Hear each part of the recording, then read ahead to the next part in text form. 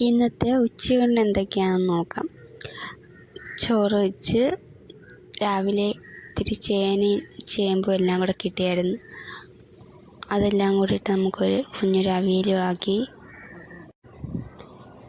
രാവിലെ മീൻ നോക്കിയിരുന്നിട്ട് മീൻ കിട്ടാത്തതുകൊണ്ട് പിന്നെ ഇത്തിരി ചമ്മന്തി അരയ്ക്കാമെന്ന് കരുതി. അങ്ങനെ കല്ലിൽ നല്ല നാടൻ ചമ്മന്തി അരച്ച് ഇത്തിരി അച്ചാറിരിപ്പുണ്ടായിരുന്നു, അതും കൂട്ടി ഉച്ചയ്ക്ക് നല്ല സൂപ്പർ ചമ്മന്തിയും അവിയലും അച്ചാറും കൂടി കഴിച്ചു.